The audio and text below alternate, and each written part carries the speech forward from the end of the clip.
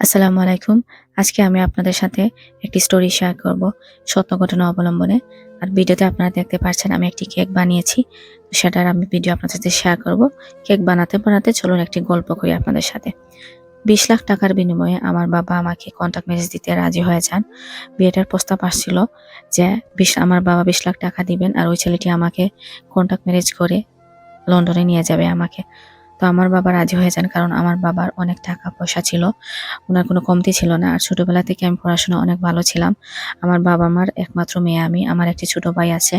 আমার বাবা-মার স্বপ্নে ছিল যে আমাকে বড় করে বিদেশে পড়াশোনা করতে পাঠাবেন। যখন এই প্রস্তাবটি আসলো আমার বাবা-মা রাজি হয়ে যান যে আমার মেয়েটার বিয়েটাও হয়ে যাবে আর ও লন্ডনে চলে যাবে উচ্চশিক্ষার জন্য। কিন্তু আমি বিয়েটাতে একদমই রাজি ছিলাম না। যখন বিয়েটা তৈ প্রস্তাব আসলো আমার বান্ধবীরা আমাকে বলল যে, "ওই ছেলেটা একদমই ভালো না, খুবই খারাপ। আর ওর চলাফেরা একদমই ভালো না। ও একটা মানসিক রোগী এবং ওর মুখের ভাষা এতই খারাপ তুই ওর সাথে অ্যাডজাস্ট করতে পারবি না।" কিন্তু আমি আবার বাবা-মাকে গিয়ে বলেছিলাম কিন্তু আমার বাবা-মা কোনমতেও রাজি হয়নি। উনারা আ উনাদের মতামতটা দিয়ে দিলেন যে, "না, আমার মনে হয় এটা ভালো হবে।" আমার বাবা আমাকে বলল, "তুই যদি এই জায়গায় বিয়ে না করিস তাহলে আমি গলায় দড়ি দিয়ে আত্মহত্যা করব।" আচ্ছা বলুন কারো বাবা-মা যদি এরকম কথা বলে কেউ কি না করে পারবে? তো আমিও তেমন পারিনি ও সময়টা আমার বাবাকে না করতে। আমিও রাজি হয়ে যাই। যদিও আমার অমত ছিল। আমি বান্ধবীদের কাছ থেকে যে শুনেছিলাম ও মানসিক রোগী আমার একদমই আম ইচ্ছে হচ্ছে না ওইখানে বিয়ে করতে। কিন্তু আমার বাবার মুখের দিকে তাকিয়ে আমাকে মানতেই হলো। আমি ছোটবেলা থেকে পড়াশোনায় ভালো ছিলাম। তখন একজন টিচারের কাছে আমি পড়াশোনা করতাম। টিচার আমাকে এসএসসির জন্য রেডি করাচ্ছিলেন যে আমি অনেক পড়াচ্ছিলেন আমাকে প্রাইভেট। তো ওই টিচার আমি আ আনলাকি আমি ছিলাম। আমি যখন এসএসসি পরীক্ষা দিয়ে আমি ফেল করে ফেলি। তখন ফেল করার কারণে টিচার আমাকে অনেক ভালো করে আরো সময় দিতে লাগলেন। আমি টিচারের কাছে পড়াশোনা করার কারণে আমি অনেক ভালো এ প্লাস পেলাম এসএসসিতে। পরে আমি ইন্টারে ভর্তি হলাম। তখন আমি ইন্টারে যখন ভর্তি হই, আমার হাফ ওয়েতে ইন্টারের তখনই আমার আব্বুর ফোনে একটা কল আসে। আমি ঐদিন ফোনটা রিসিভ করি। তো রিসিভ করার পরেই বলে যে, তুমি যে টিচারের কাছে পড়াশোনা করো, আমি উনার ছোট ভাই। আমি তোমাকে বিয়ে করতে চাই। আমি তোমাকে কন্ট্রাক্ট ম্যারেজ করে আ আমি তোমাকে লন্ডনে আনবো। এজন্য তোমার ২০ লাখ টাকা দিতে হবে। যদি তোমরা ২০ লাখ টাকা দাও তাহলে আমি তোমাকে লন্ডন নিতে পারবো। তুমি ওইখানে গিয়ে উচ্চশিক্ষা গ্রহণ করতে পারবে। তখন আমি কিছু না বুঝেই আমি ফোনটা রেখে দেই। কারণ আমি তো চিনি না উনাকে। রেখে আমি আমার বাবাকে গিয়ে বলেছিলাম যে, "আব্বু এরকম একজন ফোন করে বলছেন যে আমার টিচারের আম বড় ছোট ভাই।" তখন ওই টিচারটা আমাদের অনেক ফ্যামিলির মতো হয়ে গেছিল। অনেকদিন কারণে আমাদের সাথে আমাকে পড়াচ্ছেন এবং আমার ছোট ভাইদেরও পড়াচ্ছেন। সে কারণে উনি আমাদের ফ্যামিলি মেম্বারের মতো হয়ে গিয়েছেন।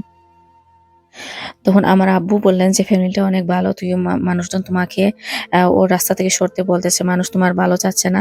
ছেলেটাও ভালো হবে। যেহেতু বড় ভাইটা অনেক ভালো, ছোট ভাই ভালো হবে না কেন?" আমার আব্বু-আম্মু রাজি হয়ে যান। উনারা হ্যাঁ বলে দিলেন।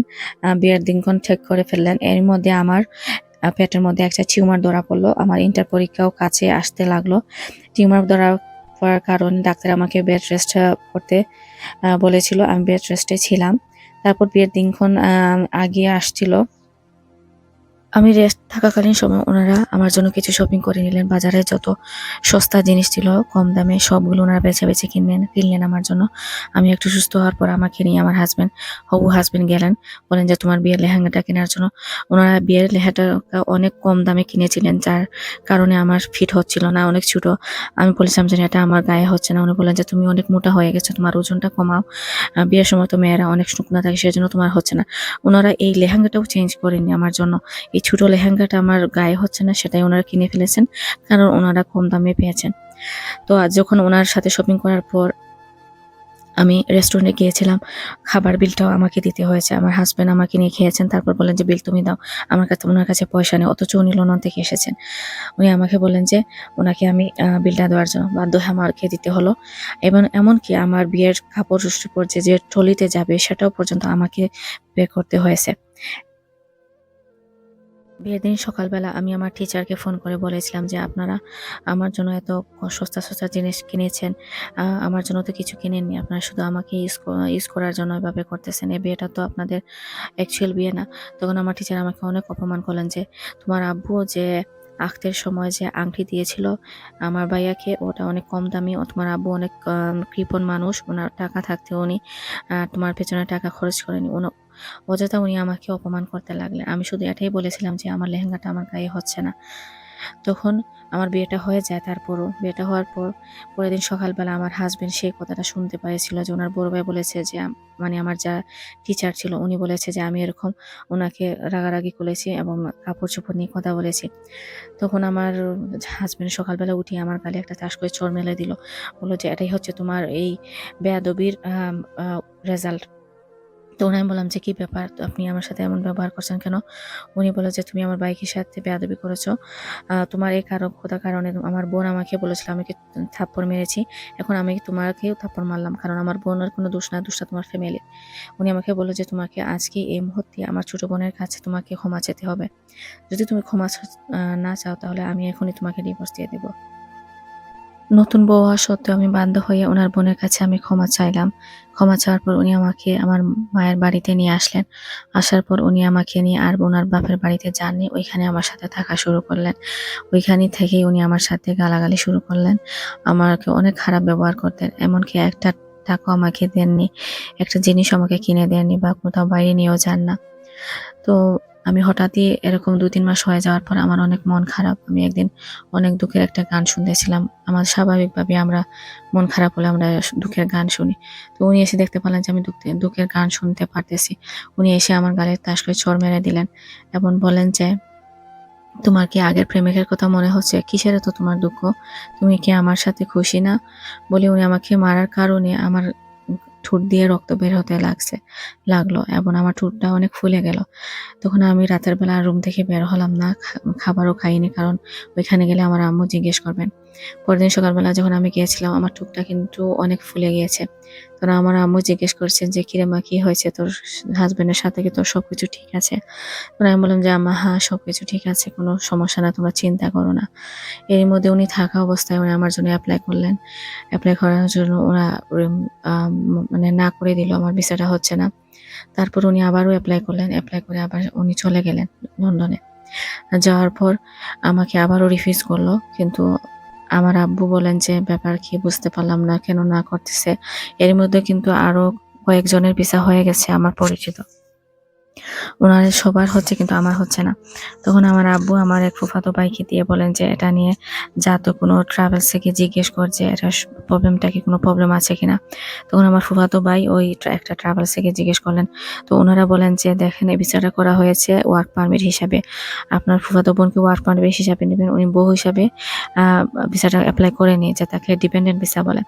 তখন আমার আব্বু সব কাগজপত্র ফেলে দিয়ে আবার নতুন করে ডিপেন্ডেন্ট ভিসা হিসেবে দিলেন। জমা দেওয়ার কারণে কয়েক মাস পর আমার ভিসাটা হয়ে যায়। এর মধ্যে উনি আমার আব্বুর কাছ থেকে ২৫ লাখ টাকার মতো নিয়ে নিয়েছেন। উনি ফোন দেন, মাঝে মধ্যে ফোন দেন। আমি ফোন দিলে গালাগাল করেন।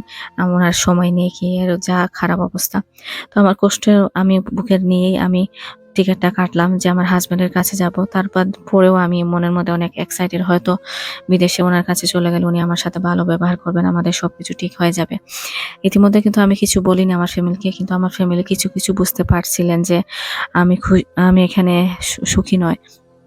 তখন আমি সবকিছুই আমার বাবার টাকা দিয়ে আমি খরচপাতি করে আমি রেডি হয়ে প্লেনের জন্য ফ্লাইটের জন্য গেলাম।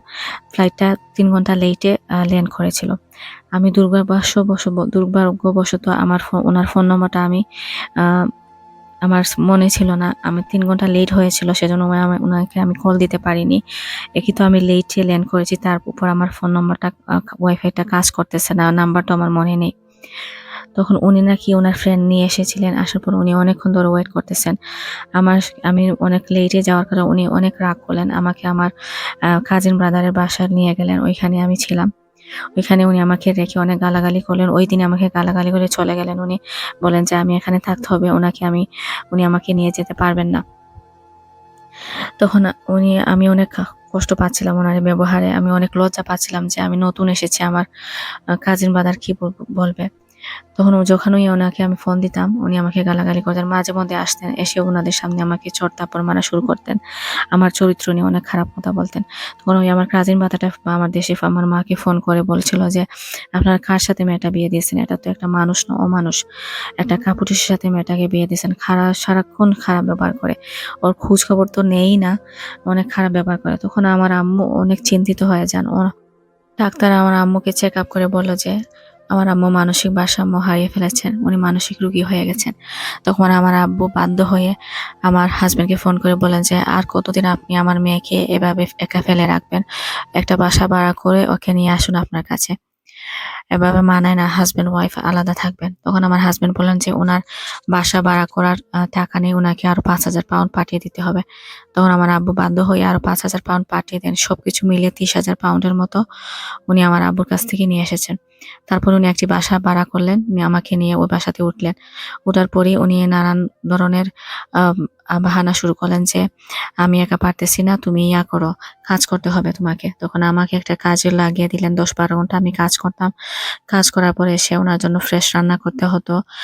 খাবার যদি ভালোই হতো, তারপর উনি বলতেন খাবার খারাপ হয়েছে, কি রান্না করেছিস, তোর বাবা মাকে তোকে কিছু শিখায়নি, মেয়েটার মধ্যে কোনো গুণই নেই, যেমন দেখতে অসুন্দর তেমন খাবার রান্না করতে পারিস না, এরকম আমাকে গালাগালি করতে লাগলেন এবং মানসিক অত্যাচার করতে লাগলেন। আমার হোয়াটসঅ্যাপ ইমোতে সবকিছু কন্ট্রোল উনি নিয়ে নিলেন। আমি দেশে কথা বলে উনি কান পেতে শুনতেন যে আমি কার সাথে কথা বলতেছি। কিছু সবকিছু শুনে আমার বাবা অসুস্থ হয়ে গেলেন, উনিও স্ট্রোক করে ফেলেন। আমি অনেক কান্নাকাটি করে আমার হাজবেন্ডকে বলেছিলাম যে বাবার জন্য কিছুটা টাকা পাঠিয়ে দে, উনি অসুস্থ। তখন উনি বলেন যে তোর বাবাকে এই ফকিরের ছেলে, ওনার অনেক টাকা আছে, এই 5-10 হাজারের জন্য তোর আব্বু মরবে না, আর মরলে মরে যাক, কি হবে বেঁচে থেকে। আমার অনেক কষ্ট লাগছিল যে আমি 10-12 ঘন্টা ইনকাম করে আনি, সব টাকা ওনাকে দিয়ে দেই। আমার ব্যাংকের কার্ডটা পর্যন্ত উনি নিয়ে নিয়েছেন। আমার ইনকামের টাকাগুলা উনি ওনার বাবা মাকে পাঠিয়ে দেন দেশে এবং ওনার বোনের বাড়িতে। আমার কি কোনো রেসপন্সিবিলিটি নেই আমার বাবা মায়ের? আমার কি এটাও অধিকার নেই যে আমি আমার বাবা মাকে কিছু টাকা দিব? উনি আমাকে একটা কাপড়ও কিনে দেননি লন্ডন আসার পর। বরঞ্চ আমাকে সবকিছু করে দিতে হয়েছে। আমার ইনকামের সমস্ত টাকাগুলো আমি ওনাকে দিয়েছি। বাসায় এসে কাজের মেয়ের মতো কাজ করেছি। তারপরেও উনার মানসিক, শারীরিক অত্যাচার আমি সহ্য করেছি। আমি জানি না আমি কতদিন এই ছেলেটার সাথে থাকতে পারবো। আমি আপনাদের সাথে আমার এই দুঃখের স্টোরিটা শেয়ার করলাম যাতে আর কারো বোনের সাথে এরকম না হয়। আপনারা এভাবে কন্ট্যাক্ট ম্যারেজ করে আর লন্ডনে আসবেন না। এই স্টোরিটা আমাকে একজন বোন আমার সাথে শেয়ার করেছেন। আমি এটা শুনে কি বলবো কিছু বুঝতে পারতেছি না। বাবা মায়ের ভুলের কারণে বাচ্চাদের উপরে যে কি যায়। শুধু কি লন্ডনই সব সুখের ঠিকানা? বাংলাদেশের বিয়ে হয়েও মানুষজন সুখে থাকে। আসল হচ্ছে গিয়ে যে মানুষটার সাথে বিয়ে দিবেন সেই মানুষটা কিরকম, ও কি মানুষ নাকি অমানুষ, ওটা আগে দেখবেন আপনারা। এটা যদি না যাচাই করে মেয়েকে বিয়ে দিয়ে দেন, আর এরকম টাকা দিয়ে বিয়ে দিলে তো অশান্তি হবে। যে লোকটা বিয়ের আগে টাকা চায় ও কিন্তু বিয়ের পরে টাকা চাইবে আপনাদের কাছে, এটা কিন্তু 100% শিওর। তো আপনারা অবশ্যই মা বাবারা সচেতন হবেন এবং বোনদেরকে বলবো তোমাদের এত অত্যাচার সহ্য করার কোনো দরকার নেই। তোমার অনেক কম বয়স বোন, তুমি ওইটাকে ছেড়ে দাও, এই কাপুরুষটাকে ছেড়ে তুমি নিজেই কাজ করতেছো, তুমি নিজেই ইনকাম করো, তুমি নিজেই লিগেল হবে। দেখবে তোমার বাবা মাকে তুমি সেবা যত্ন করো, বাবা মাকে টাকা পাঠিয়ে দাও, তোমার জীবনটা সুন্দর হবে। তুমি দরকার হয় আরেকটি বিয়ে করবে, কিন্তু এরকম কাপুরুষদের সাথে থেকে নিজের জীবনটাকে নষ্ট করার কোনো প্রয়োজন নেই। তো এখানে আমার স্টোরিটা শেষ হচ্ছে। আপনাদের যদি ভালো লেগে থাকে প্লিজ এই ছোট বোনটাকে শেয়ার করবেন, গল্পটি শেয়ার করবেন, লাইক, শেয়ার এবং কমেন্ট করবেন। এবং অবশ্যই আমার চ্যানেলটিকে সাবস্ক্রাইব করতে ভুল করবেন না। পরবর্তী ভিডিও দেখার জন্য আপনাদেরকে আমন্ত্রণ রইল। আল্লাহ হাফিজ।